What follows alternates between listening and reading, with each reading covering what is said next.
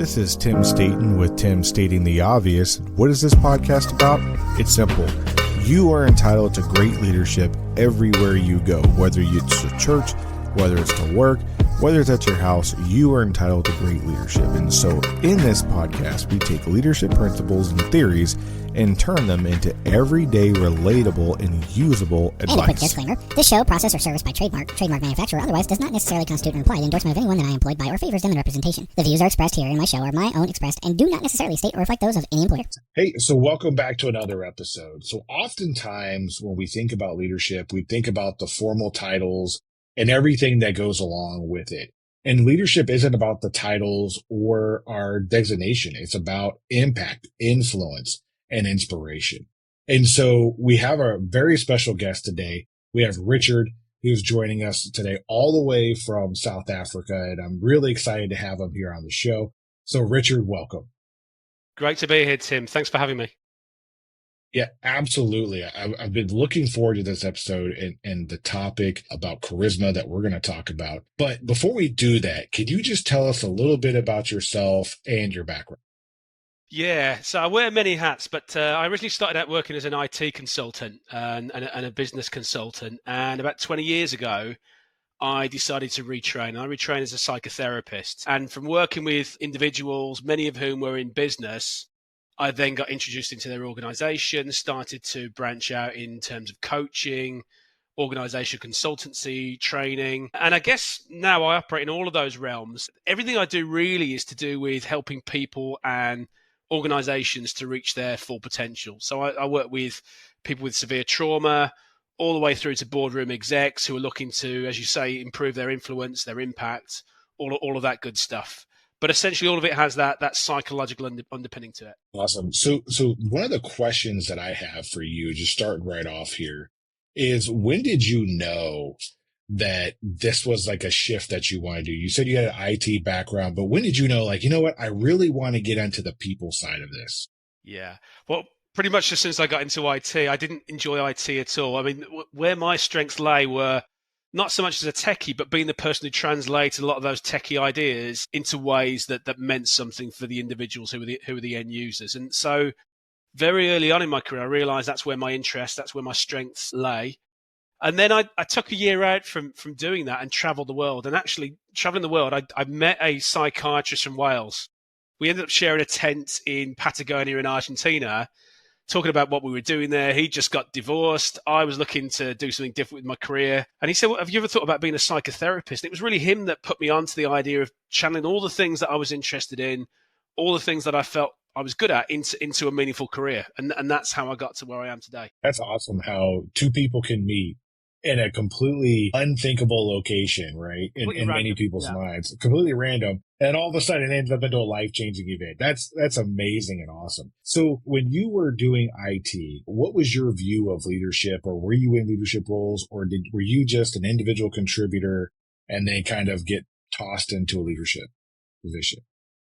So I was in a management role from very early on in my career. And I guess when I sort of went into the work environment, sort of mid to late 90s, it was still very much that sort of formal view of traditional leadership. You know, the authority base, people having to present themselves as infallible, all those kinds of things. And actually realizing that didn't work for me. And it didn't work for many of the people that were around me. And so one of the ways in which I tried to operate as a manager was to try and meet people where they were, understand their motivations, understand their hopes and concerns, and really adapt my messaging to suit the environment and the people that I was with, not in an inauthentic way, but in the way of just sort of pivoting slightly in terms of the emphasis to really sort of hopefully resonate with what was important to them. And I found that got really good impact for me. And then that's really sort of followed through into what I do in the therapy and the coaching world as well. It's not about talking at people, it's talking with people. Absolutely. I like how you say it's talking with people, not talking at people. So speaking of people and the topic of charisma, can we just define what we're talking about so that we're all on the same page? Because I think it is a very heavy topic that people are like, oh, charisma, either you have it or you don't have it. And I don't believe that, but that's why we're talking today. So what is it? What is charisma? Well, for me, charisma is really about how you connect with people. Sometimes it's used interchangeably with the idea of charm. And for me, charm is really about telling people what they want to hear whether you believe it or not. And it's about those short-term games. Whereas with charisma, what we're trying to do is to create authentic connection with people, understanding where people are coming from, helping them to understand our position, and hopefully being able to bring those two things together in a way that works for everybody concerned. So it's about connection. It's about longer-term relationships, and it's about creating a virtuous circle. So actually, you're getting what you need, but you're also helping other people to get what they need. And they're coming away from their interactions with you feeling better about themselves and better about the possibilities that are available to them. And I guess there are lots of training courses out there around this idea of charisma. But for me, a lot of them fall down because it's about an emphasis on outward behaviors. And for me, the outward behaviors come from how you manage your internal world. So recognizing what's important to you, being in touch with your own emotions and in terms of the emotions and energy that you're giving out into the world, and having the spare capacity to recognize what's important for other people. What are they not saying? What sits beneath the words that they use? And so often we objectify people, not intentionally, but because we're so concerned with what we want to achieve and so focused upon the content of what they say rather than the emotions that sit beneath it. And true charisma for me is really tapping into the emotions that sit beneath somebody's position. In your line of work, how hard is this for people to do? I know from my own perspective, but like from your perspective, is this something that comes natural to people, or is it just foreign and people just don't know how to do this anymore? Yeah, I think there's a broad spectrum, and it's fair to say some people are born with more charisma than other people, but I firmly believe, and the results stand up to support this, that actually wherever you're starting from, you can improve, you can develop, and you can move further along that continuum. So it's absolutely within anybody's capabilities to become better at this stuff. But I think there are definitely things that get in the way of it. And I think that the biggest thing that gets in the way of it is the pace of life. More than ever now, we're operating at a fast pace. We've got things at our fingertips, technology. So what that does is it increases our impulses. And impulses really get in the way of our ability to be emotionally intelligent. And more than that, so often we're working remotely now as well. So we're not naturally honing those skills. And I think even for somebody like me, if I am away from people for a few days, I notice that rustiness. I'm not as sharp. I'm not as emotionally intelligent as I might be. So there's a lot to be said for hybrid working and working remotely and having technology, but it definitely gets in the way of some of those natural human skills. Yeah, so I reminded of our younger generation coming up, and everything is so technology based. Even myself, I do a lot of things technology based, communications, text message, emails, phone calls, and I wanted to do this on video because it's more of as close as we can get to being in person together, right? And so when we talk about those human skills, what are some things that we need to do to fix that human to human interaction? Yeah. So I think first and foremost, it's being around people more. But more than that, it's about being more reflectful and mindful. And you think about the medium that we're operating on today, things like Teams, Zoom, people are packing more and more into their day, particularly their working day. So you're going from one meeting straight into the next meeting, straight into the next meeting. And in the old days, you at least have a break to walk down the corridor or back to your desk or to change to a different meeting room or venue. So you have that time for your brain to sort of come down for reflection, to talk about people, about things that sit outside of the main meeting agenda. Whereas now, because we're packing so much in, things are becoming more transactional. So people are turning up for meetings and it's all about, right, what are we here to discuss? Let's discuss it. Right, see you next week. So you're not getting those bits that sit around the formal content of the meeting. So you don't forge the same connections with people. You don't understand things that people are perhaps afraid to venture within the main meeting. So inevitably, we don't reflect on how we're feeling. We don't reflect on what we're giving out. And we don't have time to get to know people on a deeper level. And having good relationships with people helps us to withstand difficulties, disagreements in meetings, because we don't know people as well. So actually, we're more likely to read the worst into what they say and to take them at face value without understanding where their position is coming from. So as much as technology is fantastic, it does lend itself to inhibiting our natural charisma. That's really powerful that you say that, because as you're talking about it, I'm thinking about my typical day and how I go from meeting to meeting to meeting, and it is very transactional. And I find myself having to be more intentional on the relationship part of trying to get to know somebody on a deeper level. So if you had to like list 2 to 3 traits or 2 to 3 people that you think exhibit this characteristic the best, who would they be? And what would they be? Interesting. So I think the first people that come to mind, first one is Oprah Winfrey, and I'll explain why in a moment. And another one is Richard Branson. I think for me, both of those people, first and foremost, they're very accomplished, but they also demonstrate humility. So they don't claim to have all the answers to everything, but they involve other people. They're very inclusive. They acknowledge when they don't know something. They acknowledge when they've made a mistake, but they do it with a positive attitude. In other words, what we call the growth mindset. They're quite happy to talk about their setbacks, but they embrace them. They're part of their story. And I think that levels the playing field. It's inspiring for other people. And that means that people are more likely to open up about what's going on for them. So that's the first thing. But I think more than that, they demonstrate curiosity for other people. Again, talking with people rather than talking at people. Wanting to understand what's important to other people in terms of making people feel relaxed, but also so that they know how to hone their message in the way that's most likely to resonate with people. So I think that's important too. But also if you listen to them, and lots of other very charismatic people, they're very measured in terms of when they speak and what they say. They don't necessarily speak for the sake of speaking. They speak when they're adding value, and they give people that extra moment to qualify what they think and what they say. And you think about how often we are in regular human interactions, we tend to hold people to the first thing that comes out of their mouth. And it may be the first time they've thought about something. It may be they're not quite sure what they think or feel about something. And if we close people down straight away, number one, it makes them feel unsafe. But number two, we don't really allow them that opportunity to better understand their own position. When we allow people to do that, not only is that helpful for us, but also they come away from those interactions with us having a very different experience than the one that they might have with the average person. So lots of reasons why slowing down, introducing pauses into conversation can be really, really useful in terms of taking that conversation in a very different direction. Yeah, I was just writing these notes down because I was like, you mentioned being humble and having humility. They create curiosity in people. And then the part that really resonated with me was giving the people the ability to kind of re-talk about what they said, because sometimes it's probably the first thing they're saying it. And I can't really imagine a time that I've actually seen that where people really took the extra time to ask people. It's like, well, what did you mean by that? Right. And ask people to kind of dig deeper into their thought, and giving people that grace to really kind of find their way in the moment through a meeting or through interaction. I think that's a really key point, because it goes back to seeking understanding versus seeking to be right or wrong. So with that, so what are some things that we can do today to get better at this? Yeah, well, I think the first thing is setting the intention, and going back to what we were talking about before with things like Zoom meetings, back-to-back meetings.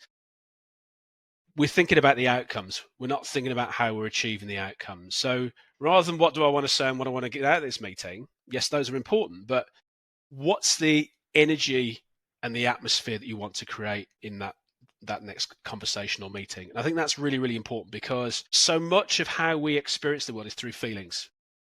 We'd like to think of ourselves as being very rational, particularly in business, but actually, essentially, we're sophisticated animals. And the first way in which we experience any situation is through energy and emotions. So setting that intention is really important, because it means that we are more likely to be mindful of how we're coming across, and our outward behaviors and the way that we deliver our message is more likely to be channeled towards the intention that we've set. We don't always get it right, but we're setting that intention. And I often talk to people about transitions. So even if you're very busy and you've got lots to do, even if you've only got 30 seconds between one meeting and another, setting your intention, but also recognizing how you are feeling is really, really important, because even if you can't change that feeling, being aware of it allows you to mitigate against it. If you're really ultra enthusiastic and that doesn't suit the occasion, you're going to crowd somebody out. And equally, if you're angry, even if you're not angry with that person, that's going to influence your voice, your body language, the energy you bring into the situation. So at least being aware of it is really, really important. And even if you haven't got time to do anything else with it, notice your breathing.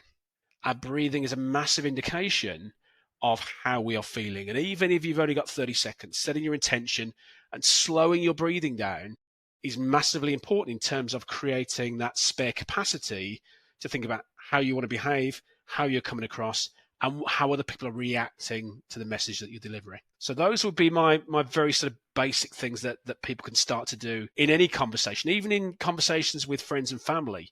Starting to apply those might mean that actually it's not such a big step up when you go into those important meetings. And it might mean that actually you experience your friends and family in a slightly different way because you're creating space for other things to come in. That's a great point. Let's talk about the transition, though, a little bit more, because I think that's probably more important than people think it is. So when you talk about the transition, it's between going from one thing to another thing. And I like to equate this to sometimes our bosses, right, are reactionary to the last thing that they came in contact with.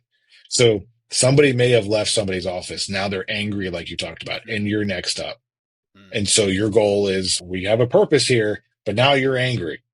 What do I need to do to help offset that anger and being able to pick up on that? So I think transitions are important. So if we are in leadership roles and if we're leading people, you said it's important to recognize that, but can you tease that out a little bit more? Because I think it's a lot more important to be able to transition from one thing to the next thing. Yeah, absolutely. It's almost like your warm up. Imagine you're an athlete. You don't just turn up and run the 100 meters. You warm up for it. And your transition is your preparation for that next meeting. We tend to think about the meeting itself, but not the things that bracket the meeting. So it's massively important. And every experience that we have, even the ones that we think are fairly inconsequential, have an impact on our emotions, our energy, and our body language. So taking a few moments to register that is really, really important. And a lot of the time we're operating what's called system one of the brain. System one is really your stress response. And when we're there, we're less emotionally intelligent, and often we'll come away thinking, well, all I said was this, and they flew off the handle. It's how we say it. And in those moments, we're not registering the impact we're having and things don't come across in the way that we want them to. So registering when system one's at play is really, really important. And there are simple things we can do. We've mentioned breathing. It can be things like noticing your feet touching the ground. It can be even just turning your head to one side and just scanning the room for a few moments before you go into the next meeting. What they do is they trigger what's called the parasympathetic nervous system. So in other words, they send messages back to the brain that say, it's over. The difficult situation's over. You can relax. And so even if we've only got a few seconds, it's taking the edge off that experience a little bit. So it's at least mitigating against it. So really, really important. Worst case scenario, and again, this depends upon the nature of the relationship we've got with somebody. When we're in that next meeting, maybe even acknowledging what we're feeling. If it's somebody we know a little bit, saying, actually, I apologize, I've just had a really difficult meeting. And you might not go into the details of the meeting, but you're putting it out there. And even that is acknowledging the dynamics that are in the room. And sometimes that can be a great way of putting people at ease because you're being honest. That's a great point to being able to be vulnerable in yourself and express, hey, I just had a difficult time and being able to be humble. But I want to go to something that you said earlier, which you talked about being authentic, where, people think charisma may be putting on a show or an act. And how do we really develop more authentic pieces of us? And if we've never been intentional about our behavior, our actions, and even to develop a more authentic self, or maybe ourselves aren't as pleasant as it needs to be, and we're working on that, how do we overcome the fakeness of trying to be more authentic, if that makes sense? Yeah. I think most of us can see through that inauthenticity, can't we? It's, you see it with politicians quite a lot.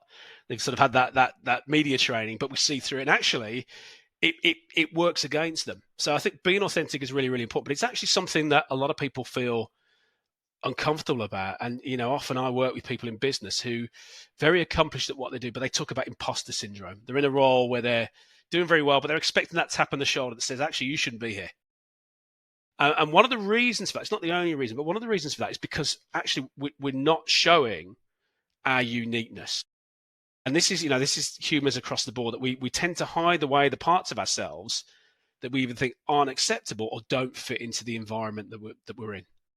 And we almost run the risk of becoming, a cookie cutter version of everybody else.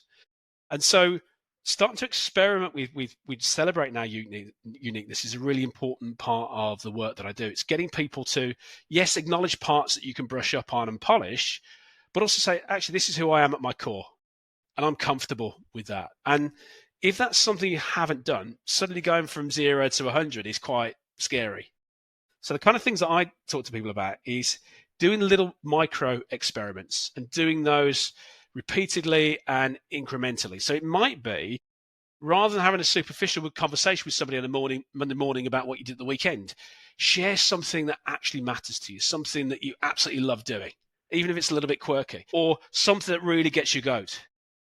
Giving something to somebody that's actually real and testing the water. And a lot of the time, you'll be surprised. People actually either react in a positive way, or at the very least, they show curiosity for what it is that we share with them. And actually, when we do that, that feeds our confidence. And we can do that again, and we can maybe do a little bit more next time. And so over time, we're starting to be a truer version of who we are. And that's not to say that we don't adapt when we go into work compared to how we are at home. But the closer we can be to being one version of ourselves, the more authentic we're going to be, but also we're going to do our best work. And we're actually going to also develop our own personal brand. People are going to know what we stand for because we stand out from the crowd. And that's really, really important in terms of the work that I do as well. What is your personal brand? That's a great point. What is your personal brand? And, how do you stand out? And being vulnerable again. I think this goes back to being vulnerable to be yourself. And that's really hard, I think, for a lot of people to do, especially in high stakes environments, if we're not being taught that at an earlier age. I think, in your experience, how do you find that? Do you find one demographic harder to work with than another when it comes to being able to embrace our authenticity, like who we are as people and overcoming imposter syndrome? Yeah, I think it's challenging different demographics, but I do a lot of work with women in business, and I think women find this really tough, particularly as they get higher up the ladder. That they kind of get caught between two stools quite often. They don't want to come across as being a soft touch, and they don't want to come across as being just like the men, or even a more exaggerated version of the men that they encounter. And so they're left grappling with which parts of themselves that are actually okay to share. And I think Hillary Clinton touched on this when she was vying to become president. She talks about, I get vilified if I show my feminine side. I get vilified if I try and be more assertive. What do you want me to be? So I think lots of people have that, but I think particularly women, as they sort of get higher up the ladder, really grapple with that. So again, part of the work that I do is really getting people to do these small experiments. So we'll just give people a little bit of who you are. See how they react, get more comfortable with it, try it with friends and family, get comfortable doing it there, and then maybe just do a little bit in a more exposed situation. But the more you expose yourself to vulnerability, a lot of the time, actually, you get that positive feedback that says it's okay to be like that. And actually, you're known for that. You stand out for being like that. But very, very difficult because of how society's set up. Yeah, it's kind of it reminds me of, how do you build trust? Well, you got to trust people. It kind of sounds kind of counterintuitive, right? Like, how do you build trust? Well, you got to trust people. Well, I don't trust people. Exactly. How do you be authentic? Well, share a little bit of part of yourself, and that's scary. Yeah. Yeah. And so I would say, how can we?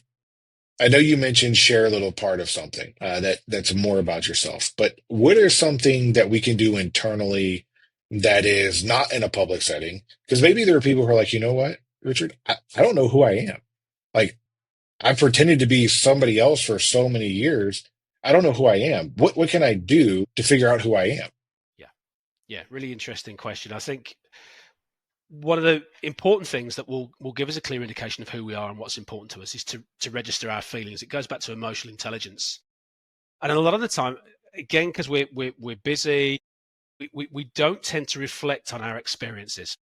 And one of the things that I often talk about with clients is put a bit of time aside at the end of the day to reflect on your experiences. It only has to be sort of 10 or 15 minutes. Get a pen and pad and think back on the different things that have happened that day and the emotional impact they've had on you. Which things have actually made you feel good? Which things have made you feel energized? And that will give you some indication of what's important to you. And the clearer you get on that, you'll start to recognize themes and patterns. And that will tell you, what are the things I need to protect? What are the things that actually are important to me that I need to make non-negotiable? And the more you sort of file away at it, the clearer view you get on how it is that you want to shape your world. And that will also give you a clear view on where you're adding value, because quite often we get energized by, excuse me, by being creative, by achieving things, by helping people. And the clearer we become on that, we start to seek those opportunities out. And it also gives us a sense of self that actually I'm somebody who helps people, or I'm somebody who gives people a bit of a lift when I speak to them. That's part of who I am. And all the research shows that actually when we start to register positive qualities in ourselves, we gravitate towards them more. Doing that's really, really important, because so often when we're operating at a fast pace, we don't do that. We're on the treadmill. Again, we're objectifying things. We're thinking about, what am I going to do next, rather than how was that? Yeah, no, that's a very interesting take on it, because from our conversation, I've taken away a couple of things. Is slow down, right? Slow down and be more in tune with emotions and become more emotionally intelligent of your emotions and other people's emotions. And then Absolutely. be authentic of who you are and figure out who you are, because I think that resonates more with anything else, right? And I think that's what you're saying. Yeah, absolutely. And for most people, you don't get that single light bulb moment. You think, I know who I am. It comes over time, but the more you whittle away at it and you start to define things, the more it reveals other things that are important to you and are an important part of what your brand is as well. Those are all great points. So I'm looking at your book right now. So I noticed as we're having this conversation, it's a great outline of the reason why you should read Richard's book, Charisma Unlocked: The Science and Strategy to Captivate, Influence, and Succeed in Business. So from just this little bit of our interaction together, right? There are tons of nuggets that are in this book. So what drove you to be like, you know what? I have to write this. I have to get this book out to people. Well, a few reasons, really. I guess the main reason is because the topics come up in so many of the coaching and the therapy sessions that I have with people. And people want to learn about this stuff. They want to be the best version of themselves. And so, it's really the accumulation of 20 years of experience of working with people and doing research on this topic. And it's so important, because it really does make a difference. It's all well and good being accomplished at what you do for a career, but actually, whatever you do, your connections with people make the fundamental difference. They're the things that make you stand out. They are the things that will make you rise the ladder if that's what you want to do. Points. So I usually leave the last word up to my guest. And is there anything that we haven't talked about that you're like, you know what? We haven't talked about this at all, and I really want to talk about this one thing. So what is that one thing that you want to talk about that we haven't talked about already? Interesting question. I think it's sort of it's an offshoot of some of the things that we have spoken about. It's really this idea of psychological safety. So we spoke a little bit earlier about setting the intentions for how you want to present in a meeting and the energy you want to create. But the biggest thing that facilitates connection is promoting psychological safety. So in other words, what can I do to put somebody at ease and let them know that actually I'm interested, I'm not going to close them down. Even if I've got a difference of opinion, I'm going to show respect and curiosity for their position. So that's everything from the kind of questions that we ask, all the way through to how we pace the conversation and how we use our body language. So next time you go into a conversation with somebody, think about, what can I do to give them reassurances that I'm interested in what they've got to say? And that's a huge area, but just, again, even just setting that intention can make such a difference to the outcome. So what do you say to people who don't believe in psychological safety? Because I had a conversation with somebody a little bit over a year ago, and I said, hey, what about as leaders, we need to set psychological safety for people to voice their opinions, for people to speak out. And part of the conversation was as well, you're a leader. You should just naturally, be okay not being okay and work through it. So what do you say to people who say, well, psychological safety is not really a thing? How do we overcome those people? Well, I think if you're in an organization, the biggest thing is look at the stats. Look at the stats, the number of people that leave your organizations, the number of people that take time off sick, and maybe benchmark your organization against similar organizations within your industry. Because in most industries, the most innovative companies are the ones that are the most successful. But actually, psychological safety is really, really important for promoting that sense of creativity. Creativity is about experimentation. And if you're worried that you're going to get shouted down or punished, you're not going to speak up with new ideas. You're not going to speak up when you don't understand or you've made a mistake. So there are lots of reasons why it's important. And if you're somebody who's a skeptic about that, maybe do an experiment with one team within your organization. Try a different approach with them and just see if the data backs that up. And I'm pretty sure it will. No, absolutely. I'm a big fan of making sure that everyone has a voice and everyone speaks up and shares their mind. Because I don't want to leave any ideas on the table. Like anything that I didn't hear about or somebody else needed to hear, those need to come out. And thinking about charismatic leaders and the topic of charisma, I think about the leaders that I look up to, and I always felt comfortable. Like, I think that's a lack of a better word, but comfortable to be around them, comfortable to share ideas, comfortable to talk. And then I felt like I was heard. And then when they left, I always felt like, man, that person was really cool to be around. And those are things that I aspire to live up to. And in any interaction I have is hopefully, one, not boring, and two, that people walk away and go, man, you know what? I really enjoy talking to that person and I want to meet them again. Exactly. So they promote your brand, but also it creates a ripple effect in the world, doesn't it? People come away feeling good and they hopefully pay that forward. Absolutely. So if you're watching this right now and listening to this on the radio, if you want to hear more from Richard, I'm going to post in the comments down below in the description all the ways that you can find Richard. I'm going to leave links to his books. I'm going to leave links to his website and how you can get a hold of him and you can reach out and talk to him. So Richard, I really appreciate you being on the show and thanks for stopping by. Absolute pleasure. Thanks, Tim.